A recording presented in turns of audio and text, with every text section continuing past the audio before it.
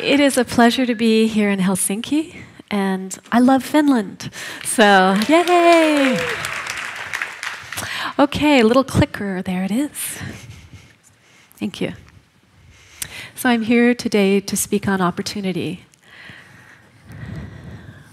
and to pose a few questions. What if? What if the world is changing? What if we have already moved from the industrial society model to the social model, the sharing model? What if we already have done this? What does this mean to us? What if it's more now about capacity, the ability to take on, the ability to absorb, the ability to flow, the ability to move? And what if it now is about connective tissue versus linear thinking? I was recently speaking in Ghana to a women's entrepreneur summit, and it was very clear that my perspective is analytical, industrial, idealistic-minded, my society, not necessarily me. And that in Ghana, it was creative, intuitive, soulful, and craft-focused society. There was a speaker there in Singapore. I was there the week before that. I've been around the world here the last couple of weeks, who was speaking on developed and developing. So he said that the Western world is developed. It's a done story. Ding, it's cooked. And he said the developing world is where there is movement and flow, everything I've just talked about. Now, I believe that we are now coming toward each other. Ghana needs the infrastructure we can offer. We miss the soul. In America, we miss the soul that Ghana has. We miss, through our consumption model that we have been holding up so tightly, and that is now crumbling, we miss that soulfulness and creativity. I am a developing person that lives in a developed country. So I offer to all of us that we continue to be developing people. And what I think is powerful about Finland is that you are very much developing still, and that's a power position. What if your passion is the most important thing that you own? So in America, we have houses, we have things, we have storage, we have garages. But what if the most important thing we own is our passion? What if brand management is just something we should throw out the window? And what if we move from a place of our own channel, our own expression? So what if? And what if within this paradigm that we are just making up together here now, what if small things really could make a difference? So I personally come from not great means from my background. And I'm the first woman in my lineage of females in my family to go to college. And I put myself through college, even renting a walk-in closet for $30 a month to be able to afford that college. So when I worked, one day I was at Nike, and I was working away in the trend group, and I was trying to resolve working in corporation in my mind. I had earlier been offered a job at Apple that I said no to, because I didn't want to become a corporate person. But working inside of Nike, I learned a great many things. While my friends were protesting at the gates, I was working in the trend group, and one day, a very good friend of mine, Kevin Carroll, came walking in. "Joe Day," he said. And he used to be a sports medicine guy for the 76ers. He is the catalyst at Nike at the time. And so he said to me, "You know, I'm working on a basketball project, and when the players make a mistake, they snap themselves with a rubber band." So I said, "Oh, well, by chance, I have 1,000 extra rubber bands that I have around here because," and you see where the story is going. I started because we had a project and it had extra rubber bands, so I started writing the word love, hope, peace on these thick gray rubber bands, handing it out to everyone. Let's up the energy at Nike. This was just my own little accidental innovator moment. And of course, Kevin took that, and ultimately it came to Livestrong, and it became the benefit bracelet. And I, one day, when I was no longer working at Nike, was walking down the street, and I'm like, well, what is this? Everyone's wearing my bracelet. But actually, there's no ownership in innovation. And it showed me that while I don't get credit for that, what was the really hard work there? The hard work was taking it to market. The hard work was making it meaningful. But I never will forget how I learned that business can totally be a powerful influencer in our world.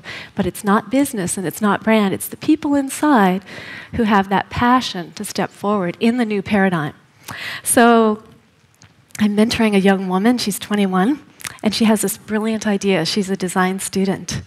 And she has come up with the empowerment plan. She's a design student in Detroit. And here are some pictures of Detroit. And last year, she saw people in the newspaper as frozen bits of ice, blocks of ice, legs sticking out of frozen streets. And she said, this is unacceptable. While she said, I can't heal homelessness, I can help alleviate suffering. She came up with the empowerment plan. She designed a coat that you can put pads in and heating elements in. And she ended up going into homeless shelters and setting up industrial machines, teaching homeless how to make these coats. And so I'm helping her with the funding, and I'm helping her with taking it perhaps to other cities. But you have to love her that she came up with this passionate idea. So right now it's all about the passion that we have for change, because really we're just individual channels. As Martha Graham, the famous dancer, who switched it up by bringing ballet into a modern dance world, and that's a big innovative shift. She said, we're simply open channels flowing the energy of ourselves as an expression here in the world. Now, to me, that is life mission, life purpose. And it could be your elevator pitch. It doesn't have to be separate. And mine is to influence for betterment. That means anything you do, I have to look at it through that lens. So what is yours? What is your city's mission statement? What is your family's mission statement? How are they aligning? And so we open our eyes and we step forward into the world. And we're finding now, what if science could study how people work together? And what if they discovered that when we work together and we are open channels, that we have a greater consciousness? What if this happened? And what if they said, and everywhere I go, I seem to be the only woman speaking, and I don't think that's true today, and I'm seeing more and more a change. So what if they said that women are very important to have in the innovative process because they are naturally about holding capacity, nurturance, and what I feel from my childhood, which is empathy for the human condition. And what I know is what we are teaching all of us inside of companies and in our lives, which is humanity, is really about innovation. Empathy and innovation are the same thing, caring about what a human needs and serving that purpose versus over-producing things we don't need. And so it's not a what if, it actually happened. This is truly a recent article in Journal on Science. MIT, Carnegie Mellon, and Union College did this research. But what I would like to say is, let's replace the word woman with just people. With everyone needs to show up to the table today for us to get done what needs to be done. I want to replace woman because simply it's just balance with the words you, your names. So what if, and I have 3 things I'd love to address. One is the viral of cynicism. And what if cynicism was just a phase or a fear that we moved through before we got on to other things? And meet cynic. Who's cynic? He is the original philosopher, the Greek ancient school of the Cynics. And what did the cynics believe? They believed, live simply in agreement with nature. The pursuit of wealth does not bring happiness. The world belongs to everyone, and suffering is caused by false judgments of what is truly valuable. So, do cynics align with this definition today? Has it been somewhat thwarted? Cynicism is an important thing. So how can we come back to the historical reference of cynicism? And greenwashing. How many people have heard the term greenwashing? What if, as humans, we said we would do something before we did it, because that forces us to kind of do it? I have experienced this. I've said things, I'm going to do that, and I've done it, because everyone's waiting for me to do it. I've also said things and not done it. And this is what we're experiencing in the world. And what I am also seeing is that I trust that we have a high BS meter these days. And that we know when someone's saying it and then doing it versus saying it and not doing it. I want to say we are empowered today and we are smart and we're amplified through the media. And I'd also like to invite in that there's forgiveness for those that don't do what they say when they finally do it. And that's how we move forward.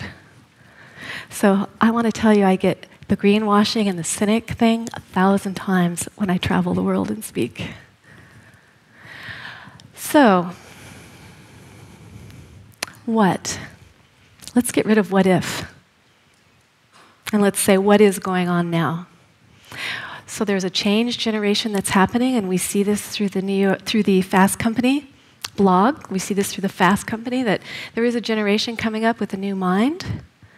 And I believe that. And my whole premise is, let's hold the believing eyes for them. Not that they solve all the problems we created. No. That we can allow them to come in and teach us versus us teaching them. And I'm an elder.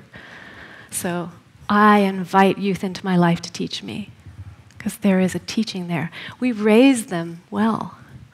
They are not entitled, they're empowered. So what? So what? Getting rid of the what if, onto the what. What are we going to do? The change generation is not an age-based thing.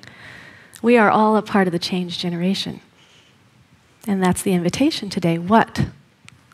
What are you going to do? And that is opportunity. Thank you.